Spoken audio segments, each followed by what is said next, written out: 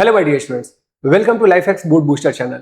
इस वीडियो के अंदर में हम लोग शुरू करने जा रहे हैं एनसीईआरटी के हर एक चैप्टर का एक्सरसाइज। जी हाँ, एक्सरसाइज के जितने भी क्वेश्चंस हैं, चाहे वो थ्योरेटिकल हो चाहे वो न्यूमेरिकल हो, हम एक एक करते हुए सभी क्वेश्चंस को यहाँ पे डिस्कस करेंगे।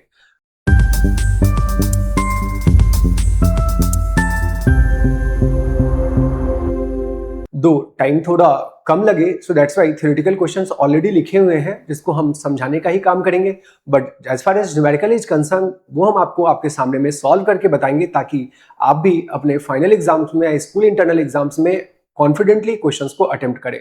चलिए शुरू करते हैं हम लोग अपने केमिस्ट्री का पहला चैप्टर, दैट इज सोल्यूशन।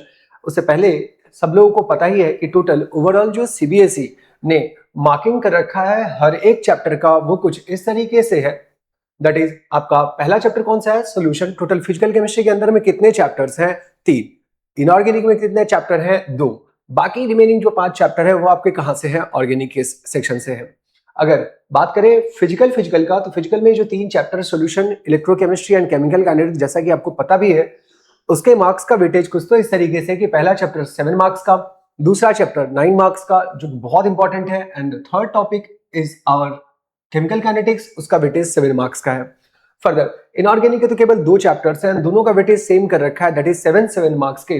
बाकी अकॉर्डिंगली फिर हेलो एल्केन हेलो एरिन के 6 मार्क्स का है, आपका alcohol phenol ether again 6 marks का है, एल्डिहाइड कीटोन कार्बोक्सिलिक एसिड आपका 8 मार्क्स का है। सबसे ज्यादा इंपॉर्टेंट और board as well as competitive exam में भी सबसे ज्यादा पूछा जाने वाला question aldehyde ketone and carboxylic acid से ही किया जाता है। अमाइंस आपका फर्दर 6 मार्क्स का है, और बिल्कुल ही आसान सा चैप्टर आपका बायोमॉलिक्यूल्स जो कि 7 मार्क्स है, और इस हिसाब से टोटल ओवरऑल 70 मार्क्स का आपका पूरा पेपर बनता है। आइए हम लोग एनसीईआरटी के एक्सरसाइज को डिस्कस करने जा रहे थे। हम लोग सबसे पहला चैप्टर अपना सॉल्यूशंस है, इसी के एक्सरसाइज के सॉल्यूशन की बात करने जा रहे हैं। आइए जरा जैसे पहला सवाल हम लोग देखते हैं जो हमारे एक्सरसाइज में दे रखा है, that is define the term solution. Look, आप या तो पूरा चैप्टर पढ़ो और पढ़ने के बाद आप क्वेश्चन लगाओ एक्सरसाइज के, या नहीं तो अगर आप देखें एक्सरसाइज में टोटल 41 क्वेश्चंस हैं और हर एक लेवल का क्वेश्चन आपको देखने को मिल जाएगा उसमें। और अगर आप क्वेश्चंस के थ्रू, अगर आप एनसीईआरटी के हर एक क्वेश्चंस को थॉरोली लेकर के चलते हैं, फिर भी आपका पूरा का पूरा चैप्टर आपको प्रॉपर्ली समझ में आ जाएगा। हर हिसाब से क्वेश्चंस इस पर्टिकुलर सॉल्यूशन चैप्टर के अंदर में दे रखा है। तो पहला ही है, जैसे इस चैप्टर का नाम भी है, define the term solution and how many type of solutions are formed. सबके बारे में आपको briefly about each type of solution with an example, आपको हर एक सॉल्यूशन के टाइप के एग्जांपल्स के भी बारे में बताना है। तो देखिए, आप बोर्ड एग्जाम में अगेन फिर से लिखना बहुत मैटर करता है। आप अपनी कॉपी पे रिप्रेजेंट कैसे कर रहे हैं, मार्क्स आपको उसी के ही होंगे। तो अभी यहाँ पर सवाल में पहला पार्ट क्या पूछा है? सवाल में पहला पार्ट पूछा है सोल्यूशन। तो सोल्यूशन क्या होता है?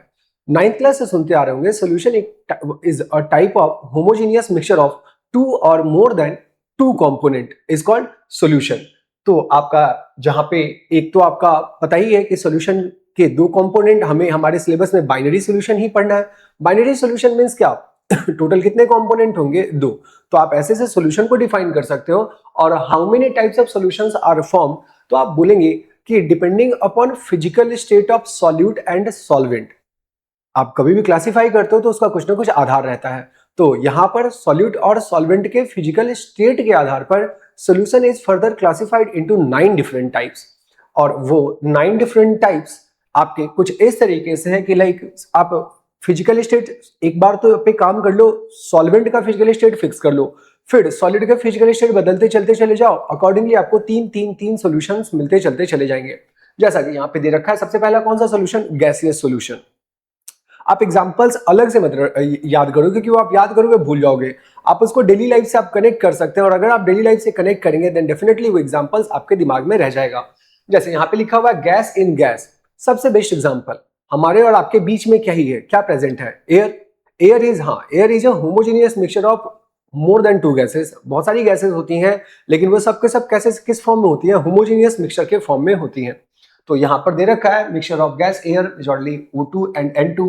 दूसरा liquid in gas. Liquid in gas भी है अपना, जैसे आप इसको ऐसे भी याद कर सकते हो, जैसे आप कपड़े आप डालते हो छत पे सुखाने के लिए, बट वो वाटर के मॉलिक्यूल्स क्या हो जाते हैं? इवेपोरेट हो जाते हैं। तो बेसिकली एयर के अंदर में वाटर का भी कंटेंट है, जिसको हम वेपर बोलते हैं। तो आप यूं ऐसे ध्यान रख सकते हैं, water vapour in air is an example of liquid in gas. What about solid in gas? Solid particles कौन से हैं गैस में?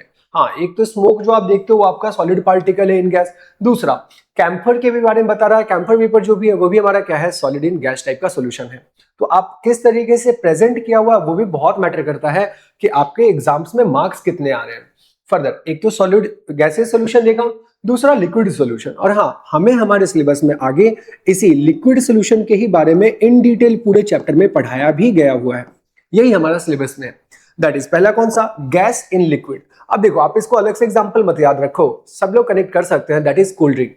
अब कोल्ड ड्रिंक को ही आप यहां पर कैसे से लिखोगे, आप इसको इस तरीके से लिखो CO2 डिसॉल्व्ड इन वाटर, सही है। या ऑक्सीजन जो वाटर के अंदर में जो ऑक्सीजन डिसॉल्व होती है जिसकी वजह से एक्वेटिक लाइफ प्रॉपर्ली स्टेबल रहता है।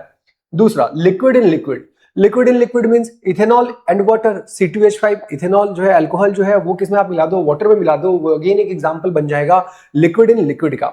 And the third one solid in liquid. Solid in liquid तो बहुत ही कॉमन सा एग्जांपल है, चाहे वो आप नमक पानी का घोल बोल लो या चीनी पानी का घोल बोल लो, हाँ उसी को आपको अंग्रेजी में बोलना है, that is sugar dissolved in water और NaCl डिसॉल्व्ड इन वाटर। ये हमारा दूसरा second that is liquid solution के जो फर्दर 3 सब टाइप्स है हमने उसको डिस्कस किया है। अब आगे देखते हैं अपन सॉलिड सॉल्यूशन। अब सॉलिड सॉल्यूशन के अंदर में आप देखो क्या है हमारे पास, एक है गैस इन सॉलिड, दूसरा है लिक्विड इन सॉलिड और अगेन सॉलिड इन सॉलिड। अब सॉलिड इन सॉलिड का तो example 22 carat gold, 22 carat gold, आप कुछ भी बोल दो, कोई भी अलॉय आप ब्रास, ब्रोंज या फिर आप आयरन जो आप स्टील जो आप यूज करो, आप स्टील बोल दो, सबके सब क्या एक प्रकार का अलॉय है। अगेन गैस इन सॉलिड का एग्जांपल, हाँ आपके क्लास 10th में ही तो था, वही वेजिटेबल ऑयल से आप घी के अंदर में कन्वर्ट करते हो। हाइड्रोजनेशन रिएक्शन मींस आप हाइड्रोजन डालते हो किस पर, आप in presence of nickel palladium platinum. अब निकेल पैलेडियम प्लेटिनम तो आपका कैसा सा है, आपका सॉलिड स्टेट में है, पाउडर्ड फॉर्म में, उसके ही ऊपर में थोड़ी देर के लिए क्या जाके चिपकता है, हाइड्रोजन गैस जाकर के चिपकता है। मींस एडसॉर्प्शन प्रोसेस के थ्रू हाइड्रोजन गैस किस सरफेस पर होता है, पैलेडियम निकेल प्लेटिनम के सरफेस पे होता है। तो ये जो बेसिकली एग्जांपल हो गया हमारा गैस इन सॉलिड का एग्जांपल हो गया। फर्दर हमने आपको लिक्विड इन सॉलिड का एग्जांपल, या आप आगे पढ़ोगे ऑर्गेनिक में अमलगम जो हम बनाते हैं, मींस एक सॉलिड मड लाइक पेस्ट बनाते हैं, कह सकते हैं आप ऐसे से कि अमलगम, जैसे आप मरकरी लिक्विड स्टेट में है उसमें आप सोडियम मेटल मिला दो पाउडर्ड फॉर्म में, जिंक मिला दो पाउडर्ड फॉर्म में, तो वो सबके सब एग्जांपल किसके हो जाएंगे, लिक्विड इन सॉलिड के एग्जांपल्स हो जाएंगे।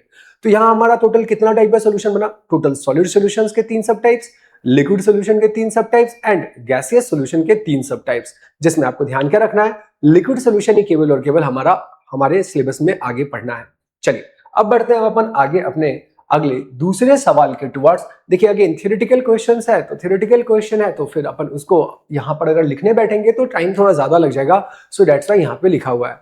अभी आगे आने वाले जो भी सवाल जिसमें न्यूमेरिकल होगा वो हम आपके सामने आपको सॉल्व करके दिखाएंगे, सो दैट्स व्हाई कि आपका अपना कॉन्फिडेंस अच्छे से डेवलप हो, किसी न्यूमेरिकल के ऊपर में ग्रिप बने। न्यूमेरिकल में यूजुअली आपके एज में बच्चे, जो भी बच्चे 11th-12th में होते हैं, वो थोड़ा डरते हैं और घबराते हैं, खास करके मेडिकल वाले स्टूडेंट्स के अंदर में थोड़ा ज्यादा देखने को मिलता है मेजॉरिटी। बट अपन वीडियो के थ्रू हम आपके सामने न्यूमेरिकल सॉल्व करके दिखाएंगे, जिससे आपका कॉन्फिडेंस काफी अच्छे से बूस्ट होगा। आइए जरा हम बात करते हैं जैसे सेकंड सवाल के बारे में। क्या बोला है, suppose a solid solution is form between 2 substance, 2 substance मिलके एक सॉलिड सॉल्यूशन बना है, सही है। One whose particle are very very large, means एक तो ऐसा सा है जिसके पार्टिकल्स क्या है, बहुत लार्ज है, और दूसरा पार्टिकल क्या है, बहुत ही ज्यादा स्मॉल है। अब ये पूछा कि what type of solid solution, solid solution में भी ये किस टाइप का सॉलिड सॉल्यूशन ये बनाएगा। सोचे जरा किस टाइप का ये सॉलिड सॉल्यूशन बनाएगा। एक तो सॉलिड सॉलिड था, वो तो सही बात है, सॉलिड सॉलिड है, एक क्या हो जाएगा, सॉलिड लिक्विड हो जाएगा, और एक क्या हो जाता है, सॉलिड लिक्विड हो गया। मतलब पहले तो solid solid, liquid solid, gas solid. अब यहां पर ये बात कर रहा है सॉलिड सॉलिड की बात कर रहा है, जिसमें एक पार्टिकल का साइज बहुत बड़ा और एक पार्टिकल का साइज क्या है, बहुत ही छोटा है। अब ये पूछ रहा है कि ये किस टाइप के सॉलिड बनाएंगे, तो एक वर्ड है बेसिकली इंटरस्टिशियल। अब ये इंटरस्टिशियल क्या है, इंटरस्टिशियल मींस, पहले तो एक सॉलिड स्टेट नाम का चैप्टर भी था आपके एनसीईआरटी में, उसके अंदर में ये इंटरस्टिशियल डिफेक्ट बताया जाता। तो इस टाइप का जो सॉलिड होगा, आप बस इतना ध्यान रख सकते हैं कि सच सॉलिड सॉल्यूशन जो भी फॉर्म होता है, यहाँ इंटरस्टिशियल लिखना वर्ड भूल गए, यहाँ पे मिस हो रखा है, इंटरस्टिशियल, इंटरस्टिशियल सॉलिड सॉल्यूशन। अब ध्यान रखिएगा, द सॉल्यूशन जो फॉर्म होगा वो इंटरस्टिशियल सॉलिड सॉल्यूशन होगा, जहां पे स्मॉलर पार्टिकल कौन से स्पेस को ऑक्यूपाई करेंगे, इंटरस्टिशियल स्पेस को ऑक्यूपाई करेंगे। सही है। इंटरस्टिशियल मींस जो पोजीशन आपका जहां पे, आप इतना समझ लो, जो पोजीशन आपका जहां पे आप वहां से वहां पर ना होके कहीं किसी बीच में किसी दूसरी जगह पर आप अलोकेटेड हो। लाइक मान लो कि आपका बेंच, आपका सीट, बैठने का सीट है आपका एक number, row number 1 and column number 1 में, बट आप वहां ना बैठ करके कहीं और किसी और जगह पे बैठे हो जहां पे आपको नहीं बैठना था। That is called interstitial site, जिस साइट पर आप डिसलोकेट हो गए हैं, तो ऐसा जैसा सॉलिड ही हमारा इंटरस्टिशियल सॉलिड कहलाता है। और ये जो टाइप ऑफ सॉलिड सॉल्यूशन बनाएगा उसे हम बोलेंगे इंटरस्टिशियल सॉलिड सॉल्यूशन बोलेंगे। सही है। चलिए, सेकंड सवाल भी आपका छोटा सा ही था, थ्योरेटिकल था। आए थर्ड सवाल के बारे में बात करते हैं। यहाँ पे बोला क्या है, कुछ टर्म्स को डिफाइन करना। अब जैसे आप चैप्टर खोलोगे भी एनसीईआरटी, वहां भी शुरुआत में क्या है, वहां भी शुरुआत के अंदर में आपसे यही बताया what is solution and all, then solution के टाइप्स, एंड देन आफ्टर क्या बताया हुआ है, डिफरेंट कंसंट्रेशन के टर्म्स बता रखे हैं आपको, जो कि 11th क्लास के पहले ही chapter some basic concepts of chemistry में भी है। तो यहाँ पे आपको बोला क्या है, मोल फ्रैक्शन क्या होता है, बताइए मोल फ्रैक्शन क्या होता है। सिंपल सी बात है, ratio of mole of one component to the number of moles of all component present in a given solution is called mole fraction. सबसे इंपॉर्टेंट, कभी भी एग्जाम में आपसे मोल फ्रैक्शन पूछ रहा है या किसी भी कंसंट्रेशन का टर्म पूछ रहा है, तो आप उसका पहले तो डेफिनेशन लिख दो, एंड अगला पॉइंट ऐसे मैथमेटिकली करते हुए आप यूं कर सकते हैं, XA इज इक्वल्स टू क्या हो जाएगा हमारे पास NA, और अपॉन में बनेगा NA प्लस क्या बनेगा, NA प्लस बनेगा NB। या फिर आप ये बोल सकते हो NA प्लस NB, या आप ये भी बोल सकते हैं XB फर्दर किसके इक्वल हो जाएगा, NB, एंड अपॉन में NA प्लस में क्या हो जाएगा हमारे पास NB। जहां आप सारे सिंबल्स का तो मतलब समझ ही रहे होंगे, दैट इज क्या, XA mole fraction of solvent and XB mole fraction of what, our solute. यहां पर X सिंबल क्या रिप्रेजेंट कर रहा है, और यहाँ पे A क्या है एंड B क्या है, आप वो समझा सकते हो। X हमारा बता रहा है यहाँ पे मोल fraction of component, mole fraction of component, mole fraction of component, mole fraction of component.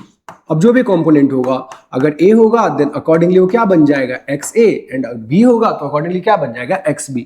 And B conventionally हम लोग क्या लेते हैं, सॉल्यूट। एनसीईआरटी ने 1 और 2 वर्ड लिया हुआ है, तो आप ध्यान रखिए, B हो गया हमारा सॉल्यूट और A हमारा क्या बनता है, A हमारा बनता है सॉल्वेंट।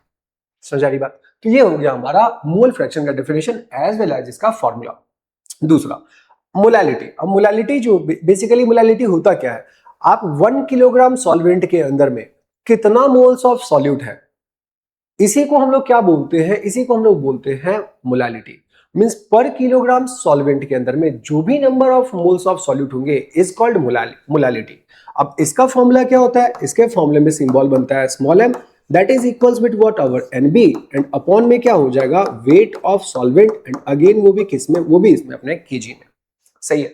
तो ये रहा हमारा molality is defined as number of moles of solid present in 1 kilogram of solvent. आपको यहाँ पे नीचे kg लिखना जरूरी है, या आप जरूर लिखें। फर्दर आप बगल में इसका यूनिट भी लिख सकते हैं, इसका यूनिट क्या बन जाएगा, मोल पर kg। ध्यान रखिएगा, इसका यूनिट क्या बन जाएगा, मोल पर kg।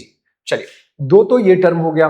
अब फर्दर हम दो और टर्म के बारे में बात करते हैं। यहाँ पर एक और टर्म आया मोलैलिटी। सारे ही तो टर्म्स आपके एक्सरसाइज में जो भी यहाँ पे पहले चैप्टर में पढ़ा है वो यहाँ पे एज ए क्वेश्चन वाइज पूछ लिया है, तो आप इसको भी देखोगे तो अगेन थ्योरी ही आपका रिवाइज हो रहा है और प्रॉपर्ली क्वेश्चंस भी लग रहे हैं, तो वो एक कॉन्फिडेंस अपने आप ही आता है। देखिए जरा मोलैलिटी की बात करते हैं, तो मोलैलिटी और मोलैलिटी में फर्क बस इतना है, वह पर किलोग्राम ऑफ सॉल्वेंट में डिफाइन था, ये पर लीटर में डिफाइन है। और पर लीटर किसका, अगेन हाँ, सॉल्यूशन का। ध्यान से, molality is defined as number of moles of solute present in 1 litre of solution. आप ऐसे से भी समझो, 1 लीटर में लेट से मान लो 5 मोल है, तो कोई आपसे पूछे 10 लीटर में, फिर अकॉर्डिंगली कितना होगा। 1 लीटर में अगर 5 मोल है तो 10 लीटर में कितना होगा, हाँ 50 आंसर हो जाएगा उसका। तो अब या फिर उल्टा भी दे दे कि ये डिफाइन वो 1 लीटर में, और आपको बोल दे कि जैसे मान लो 10 लीटर में दे रखा है 20 मोल, तो एक 10 लीटर में 20 मोल है, बट अगर मोलैलिटी पूछे तो आपको 10 लीटर में बताना है 1 लीटर में बताना, हाँ 1 लीटर में बताना। तो 1 लीटर में कितना हो जाएगा, 2 मोल, तो 2 will be its what, our molality. सही है ना, आप इसको कनेक्ट कर सकते हैं पॉज करके भी। फर्दर फॉर्मूला जो सबसे इंपॉर्टेंट है, फॉर्मूला मोलैलिटी का क्या होता है, वो होता है आपके पास NB, एंड अपॉन में क्या बनेगा, वॉल्यूम ऑफ सॉल्यूशन। और यहाँ लीटर लगाना बिल्कुल न भूले, लीटर तो डेफिनेटली आप यहाँ पे लगाएं, दैट इज क्या, volume of solution in litre. Further आप इसके यूनिट पर भी बात कर सकते हैं। अगर हम इसके यूनिट की बात करें तो यूनिट क्या बनेगा, इसका यूनिट बनेगा, ऊपर से क्या आ जाएगा आपका मोल, एंड बगल में क्या, नीचे से क्या आ जाएगा, लीटर। तो क्या बना, मोल पर लीटर। सही है। हर एक सिंबल्स को आप डेफिनेटली पेपर में जब भी आए, अगेन हम आपको बता रहे हैं, रिप्रेजेंटेशन के ही मार्क्स आपको बोर्ड के एग्जाम्स में मिलता है, तो रिप्रेजेंटेशन करना बहुत जरूरी है, बहुत अच्छे से व ढंग से। फर्दर ये तो हो गया मोलैरिटी की बातें। अगर हम बात करें एक और इंपॉर्टेंट रिलेशन जो एनसीईआरटी ने बताया तो नहीं है, बट यूजुअली नीट और बोर्ड में पूछ लिया जाता है, दैट इज क्या, एक टर्म होता है और यहाँ पे स्ट्रेंथ की नई बात है, यहाँ पर अगर आ ही रहा है तो हम उसकी ही बात कर लेते। कभी कभार बोलते व्हाट इज इट्स स्ट्रेंथ या कैलकुलेट स्ट्रेंथ। अब स्ट्रेंथ के लिए कुछ मत करो, आपका ये जो मोल्स ऑफ सॉलिड है वो बेसिकली क्या होता है, मोल्स ऑफ सॉलिड होता है मास और अपॉन में मोलर मास। फिर से स्ट्रेंथ क्या होता है, मास और अपॉन में क्या होता है, मोलर मास। तो आप एक काम कर ले, वो जो मोलर मास है आप उसको उठा करके इधर ले आओ, मींस मोलैरिटी को या मल्टीप्लिकेशन आप किससे कर दो, मोलर मास से कर दो। मोलैरिटी का मल्टीप्लिकेशन आप किससे कर दे, मोलर मास से। तो उधर क्या बचेगा राइट साइड में, राइट साइड में बचेगा बस मास ऑफ सॉल्यूट। राइट साइड में क्या बचेगा, मास ऑफ सॉल्यूट एंड डिनोमिनेटर में क्या बचेगा, वॉल्यूम ऑफ सॉल्यूशन, वो भी किसमें बताना, वॉल्यूम ऑफ सॉल्यूशन वो भी किसमें बताना, लीटर।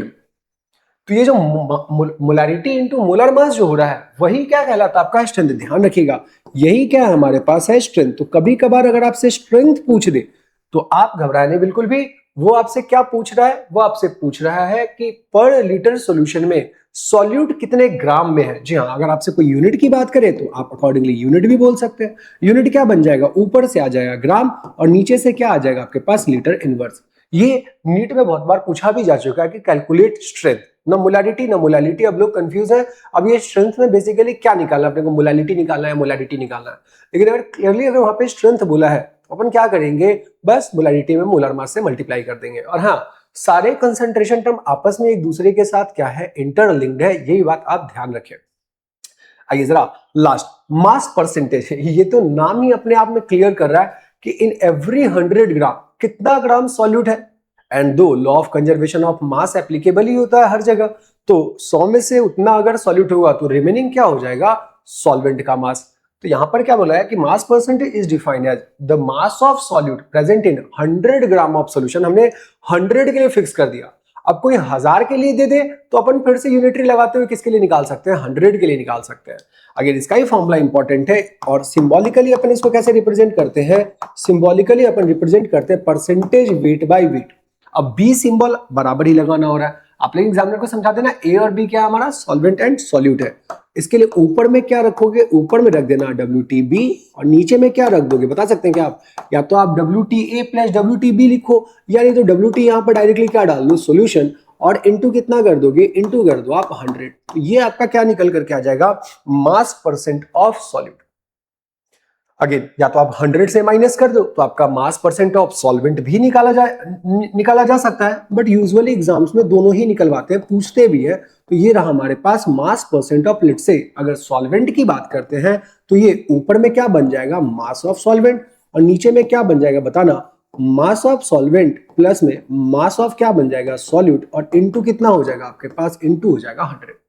समझ आ रही बात। तो ये हमारा हो गया ओवरऑल ये चारों कंसंट्रेशन के टर्म्स और सारे कंसंट्रेशन के टर्म्स से एसोसिएटेड जो भी फॉर्मूला है। और मैंने आपको बताया भी कि अगर कभी 1000 ग्राम या 500 ग्राम में दे रखा है और परसेंट पूछ रहा है तो आप यूनिटरी से आराम से कन्वर्ट कर सकते हैं इसको परसेंट में।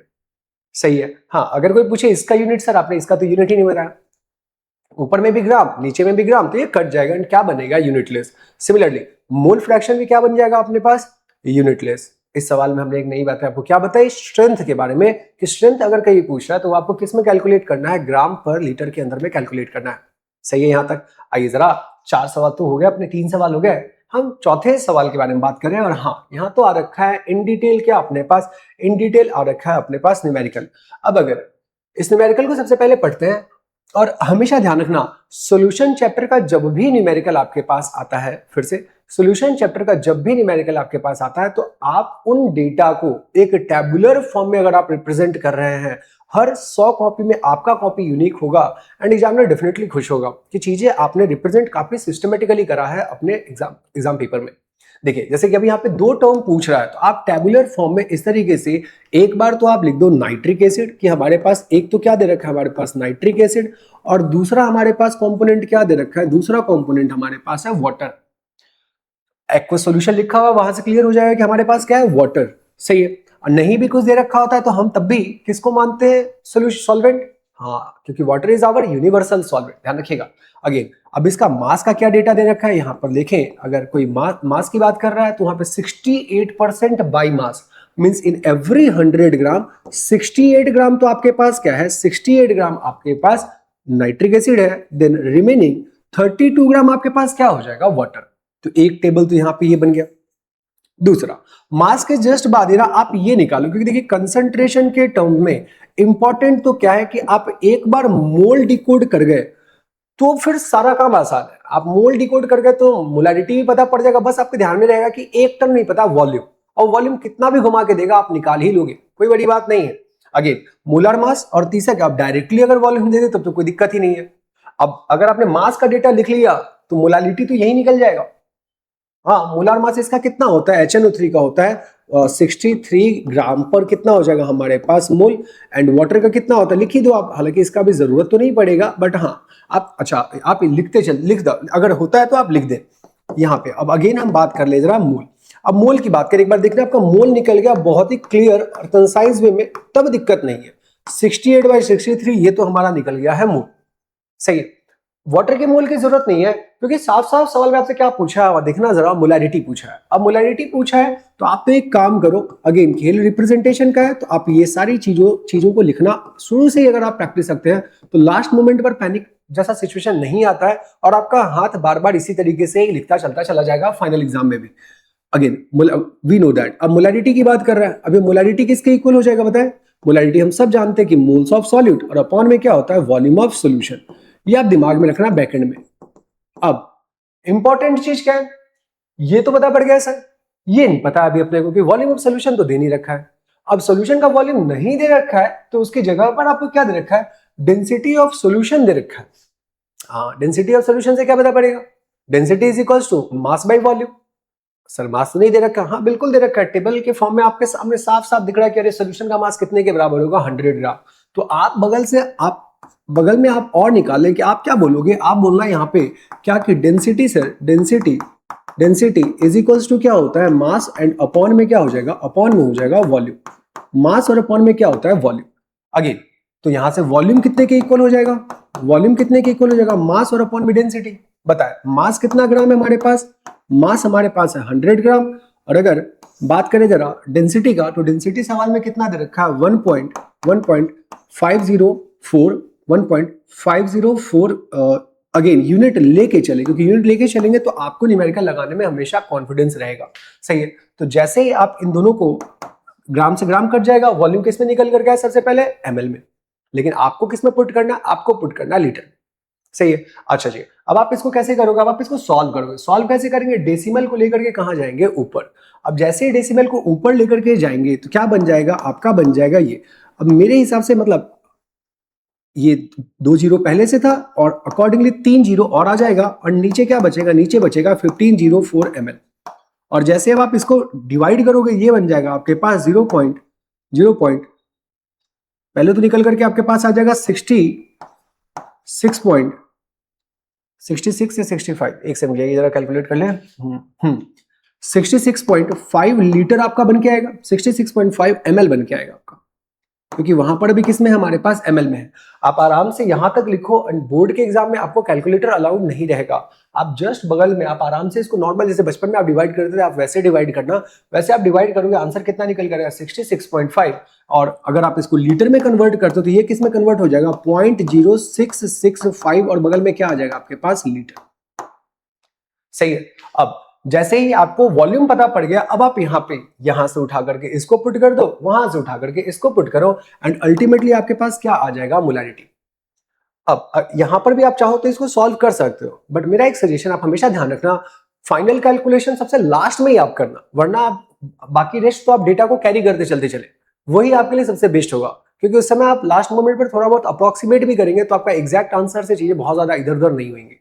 तो अब यहाँ पर क्या बनेगा, यहाँ आ चुका है 68/63, ये हो गया हमारे पास, इतना क्या निकल करके आ गया मोल, और उधर से वॉल्यूम कितना निकल करके आएगा हमारे पास 0.665। एंड जैसे ही आप इसको सॉल्व करेंगे तो अल्टीमेटली ये क्या बना देगा, अल्टीमेटली आपका आंसर निकल करके आए, क्योंकि इतने लंबे टाइम से करना हुआ है। हम यहाँ पे अगर कैलकुलेशन करेंगे तो ये वीडियो का लेंथ थोड़ा लंबा चला जाएगा, सो दैट्स वाई अपना ध्यान रखें, ये आपके पास इतना कैपिटल M सिंबल से निकल करके आया। और फाइनल आंसर आप यहाँ मत छोड़ना, फाइनल आंसर के लिए आप सबसे लास्ट स्टेप में लिखना what should be the molarity of such sample. तो आप क्या बोलोगे, hence the molarity of such sample will be, ये लाइंस बोर्ड के लिए इंपॉर्टेंट है, हेंस द मोलैरिटी, ये तो कैलकुलेशन आया आपका, hence the molarity of sample will be 16.5, 16 point कितना है 25 है ना अपने पास, 16.25 मोलर। ये है आपका लास्ट लाइन जहां पे आपके हाफ मार्क्स रहते हैं, सही है। तो इस तरीके से अभी हमने इस वीडियो के अंदर में टोटल एनसीईआरटी के टोटल 4 क्वेश्चन देखे। अगर हम आपको सॉल्यूशन चैप्टर के बारे में बताएं तो इसमें टोटल 41 क्वेश्चंस हैं। हम ऐसे ही पार्ट बाय पार्ट करते हुए आपके पास यहाँ पर लाते रहेंगे हर एक क्वेश्चन को, ताकि आपका वीडियो का लेंथ भी लंबा नहीं होगा, आप आराम से इन सवालों को बहुत ही मजे से देख भी सकते हैं और कर भी सकते हैं। चलिए, तो ये अभी हमने 4 क्वेश्चंस को भी डिस्कस किया। कमिंग वीडियोस में हम आगे भी क्वेश्चंस को डिस्कस करेंगे। तो ऐसे ही एनसीईआरटी के हर एक क्वेश्चन के सॉल्यूशंस के लिए बने रहने के लिए हमारे चैनल को लाइक एंड सब्सक्राइब जरूर कर दें। Happy learning.